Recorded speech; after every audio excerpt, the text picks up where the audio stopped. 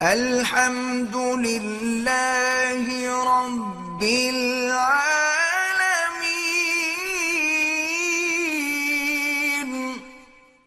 اگر کوئی آدمی 11ویں کی پکی ہوئی چیز بھیجے تو استعمال نہ کیا کرے، کیونکہ 11ویں منانا یا عقیدہ رکھنا کہ جو لوگ 11ویں نہیں کریں گے ان کے بچے جو ہیں گنگے پیدا ہوں گے، یہ تو کفر ہے، شرک ہے۔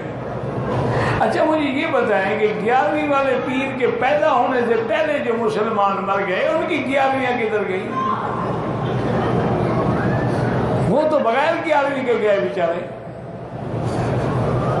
اچھا کبھی آپ ان سے کہیں کہ مہربانی کر کے خود حضرت عبد القادر جیلانی کی کتاب میں یہ ثابت کر دیں کہ انہیں حکم دیا ہو بھی 11ویں کیا کرو۔ حضرت عبد القادر جیلانی رحمۃ اللہ علیہ اپنے زمانے کے سب سے بڑے موحد تھے، عالم تھے، موحد تھے، ولی من اولیاء اللہ تھے، اور ساری زندگی بدعت کو کاٹتے رہے اور شیعت کے خلاف کام کیا۔ وہ تو اتنا بڑا، اچھا یہاں جو مکے میں امام ہے نا حنبلی المسلک، حضرت عبد القادر جیلانی حنبلی تھے، وہ اتنے بڑے موحد تھے، تم نے ان کے نام پہ بدعت شروع کر دی۔ کہتے جی کہ 11ویں ہو یا ختم ہو، پڑھتے تو ہم قرآن ہیں نا، پھر گناہ کیوں ہوتا ہے؟ تم رکوع کی نماز کی رکوع میں قرآن کیوں نہیں پڑھتے ہو؟ سجدے میں قرآن کیوں نہیں پڑھتے ہو؟ گناہ ہے کہ نہیں ہے؟ اگر قرآن پڑھنے سے گناہ نہیں، تمہاری بدعت کرنے سے گناہ۔ بات کو سمجھا کر، اللہ نے ہمیں حکم دیا ہے کھڑے ہو کے قرآن پڑھنے کا، رکوع میں منع کیا ہے کہ تسبیح پڑھو، قرآن نہیں پڑھ سکتے، سجدے میں منع کیا ہے۔ جب حضور کے فرمان کے خلاف کریں گے تو اس بدعت کا گناہ ہے، قرآن پڑھنے کا گناہ نہیں۔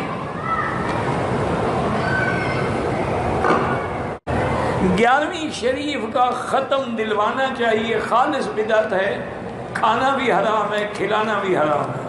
یہ کہاں سے نکالی ہے آپ نے 11ویں شریف؟ قرآن میں ہے، حدیث میں ہے، صحابہ نے ہے۔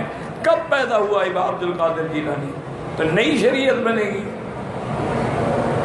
یعنی پتہ نہیں کیا لوگوں نے سوچ رکھا ہے، یہ 11ویں شریف ہے، یہ 12ویں شریف میلاد ہو گیا، اور یہ 10 محرم کے دن ہیں، سیاہ کپڑے پہننے ہیں، چارپائیاں بھی الٹی لٹکانی ہیں، اور یہ جناب 22 رجب ہے تو کنڈے پکا کے کھلانے ہیں، انا للہ۔ یہ شب برات ہے تو حلوہ پوری کھلانی ہے، انا للہ و انا الیہ راجعون۔ یہ تمام بدعات ہیں، ان کا اسلام سے کوئی تعلق نہیں۔